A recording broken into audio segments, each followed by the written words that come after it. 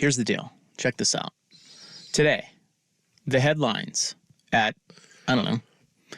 2 o'clock were Pete Carroll is no longer the Seahawks head coach. Stepping down. And that was at 2 o'clock. Taking some sort of advisory role and a tearful press conference. And it was actually really kind of a sweet press conference. It was a love letter to John Schneider. So I go outside, do a couple things, come back in, kiss my beautiful bride goodbye for the day. May never see her again. You never know. It's true.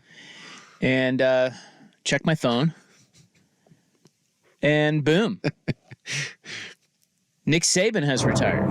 You know, the weirdest thing is, and it's random. So on my car, I'll flip around. I've got like 7 sports radio stations that are like 1 through 7 on mine, and I'll just roll through. 7. How do you do that? We only have 1. Well, ours is 99.5. Well, actually, we have 2. HD2 is number 1. Yeah. 910 is number 7. And then I have, well, I'm not going to I wouldn't have said that. 910 is actually 8 because I don't flip to it very often. But well, 910's our station, so that's it our should station. Be number 2. Well, it's not. It's actually 8, and I don't appreciate your honesty. Well, because we run ESPN programming on it, and ESPN is number 2 on mine, right? And so I was flipping around today, and of all the shows that you could be listening to hear the Nick Saban news, Stephen A. Smith. No, I was listening indeed to the Paul Feinbaum show. Oh, and it was. You would have thought. Wait, how do you get his show in your car? What do you mean? How do you get his show in your car? Because it's satellite radio. Oh, satellite. Yeah, see, that's, you can't. So I have everything. So on my car, you can do all your radio stations. You don't have to switch from FM to AM. It's all lined up. I can't do satellite. I don't like that. I'm a terrestrial radio guy. As am I. 99.5. Free. I like the free. I don't like paying for radio. It's bullshit. So Paul Feinbaum can suck it. How about that? Pretty sure you can watch his show for free on like ESPN. I have seen that. Or there's an app that you can listen to for free. His show is so incredibly boring. Yes. I can't even. Well, so then why do you pay for it? I don't. That's a joke. I don't pay for the Paul Feinbaum show. It is on. And again, it's one of those things that as I'm driving in, I'll flip through and you just kind of rolling through and you get you just get a preview of everything that's going on. Like there's an NBA. I have NBA radio on there. I have the NFL network on there. So you just kind of roll through there. And again, you got 35 minutes driving around. You can get a nice little view of what's going on. And I just happen to flip over to the Paul Feinbaum show. And then like 30 seconds after listening to it, I'm already in the point of, oh my God, Paul Feinbaum. And then sure enough. That's what he does to you. He does. He is probably my least, like as I'm flipping through, because it's on when I'm driving to work, he is just a lot. But it's the ESPN. See, I find him boring. He never really says anything. It's terrible. It's not a lot. Like Stephen A. to me is a lot, or Skip Bayless is a lot. These guys are a lot. Yeah. Big personality guy. Feinbaum never.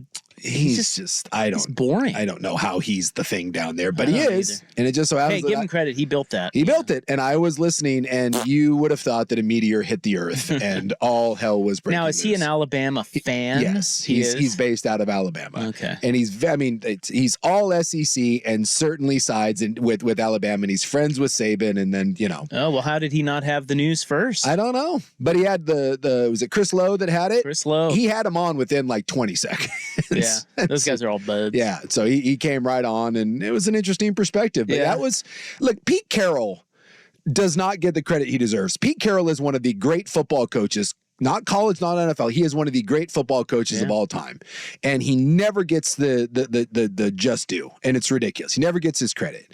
And it's kind of like, it's fitting that on the day where Pete Carroll steps down and should be the story, that one of the great coaches of all time gets to go out and kind of, just, hey, this is my swan song. It was a very nice press conference, very sweet moment with him and his wife. I thought the John Snyder stuff was very good. We getting all into that. And then the greatest college coach of all time chooses that day to be like, I'm done. All we need now is Bill to be like, really, Nick? You think you're the story? I'm the greatest NFL coach of all time. F you. I'm stepping down. Take that. What if he does, and then Greg Popovich comes over the top and says, you know what? I think I'm done. It wouldn't. No. Pop is greatness. He's not that greatness. Jesus would have to in the NBA. Jesus would have to come down and then like announce his retirement from being Lord and Savior. And then still, I think Paul Feinbaum would be like, yeah, whatever. Let's talk about Nick Saban. Become a very regional thing. It's crazy. It's a nuts day. It is crazy, and you're right. Pete Carroll deserves this day. Yes. But he's not going to get it. No. Well, he'll get some of it.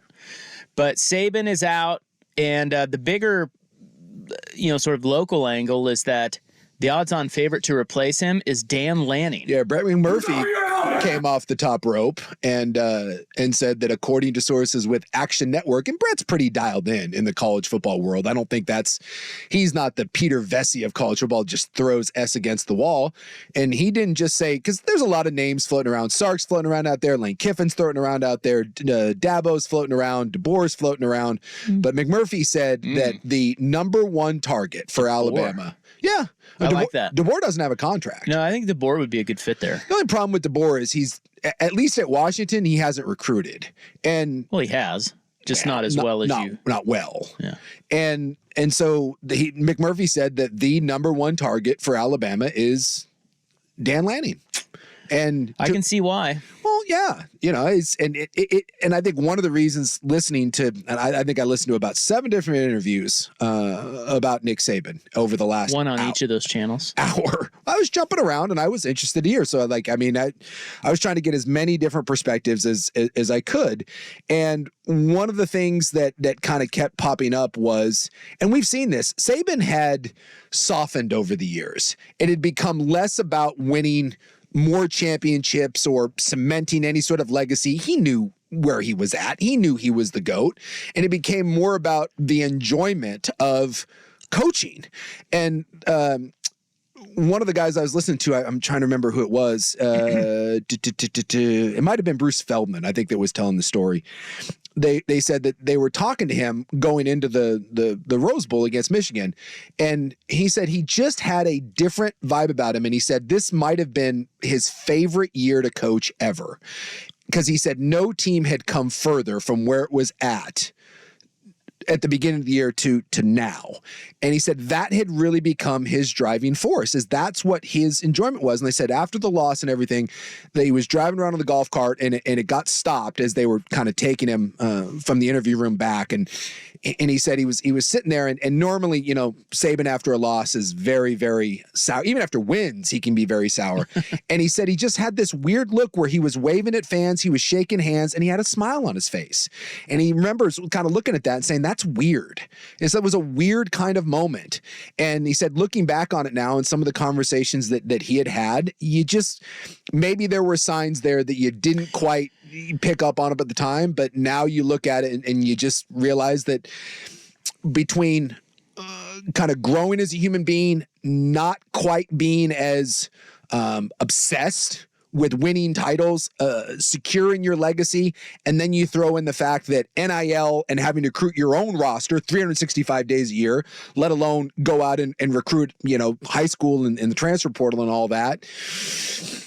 Money not an issue, legacy not an issue, that maybe it shouldn't be a surprise that Nick got to a point and just was like, man, I'm going to ride off in the sunset with my wife and fish and enjoy my years. I brought that up a couple weeks ago. You said he wasn't going anywhere.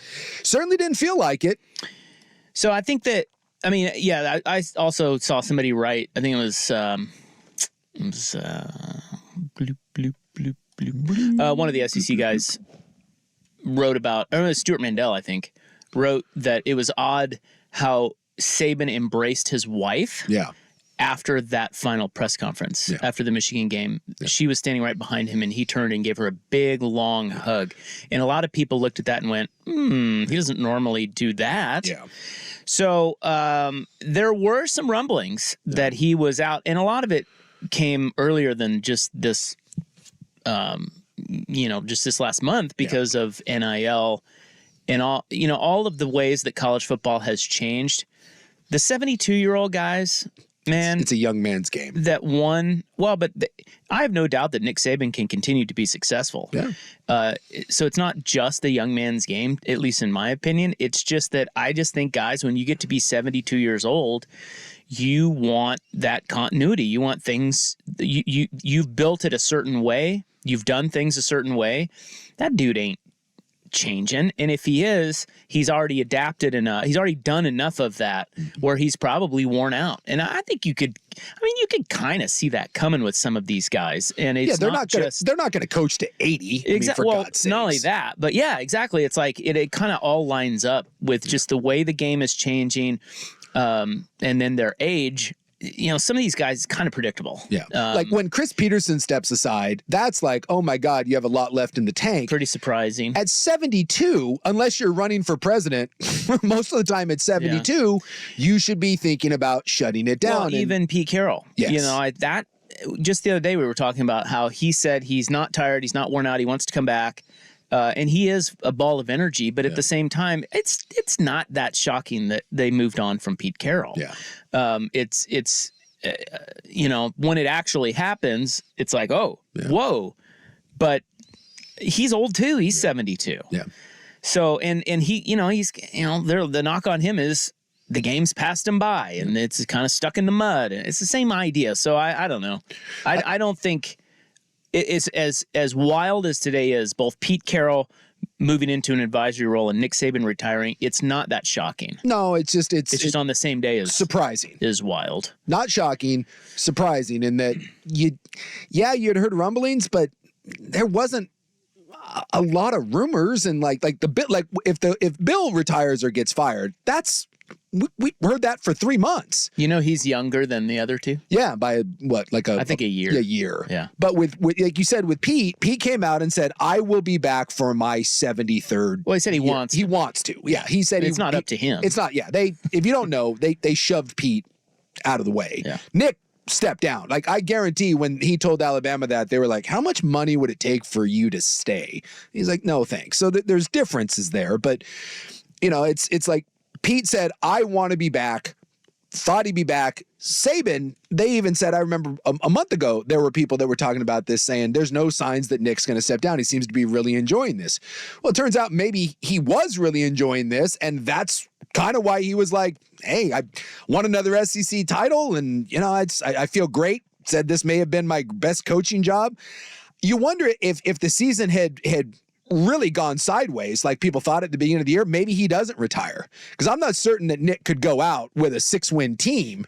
But I think you hold your head up and said, again, when you say this is my best coaching job, maybe that's the time to walk away and you win your 11th SEC championship. Yeah. Even though you didn't win the national title, he sure seemed to think that this was a hell of a job by him and that staff to get this Alabama team to an overtime loss against the eventual national championship. But I do think that the way the game is going and the recruitment and the transfer portal and all that, I do think it leans to be a young man's game. I think you have to be willing to work 20 plus hours, 365 days a year. And Saban was legendary for that. He made his staff eat at the facility. It was one of where I think Lanning learned that from, was cutting his teeth at Saban's heels there.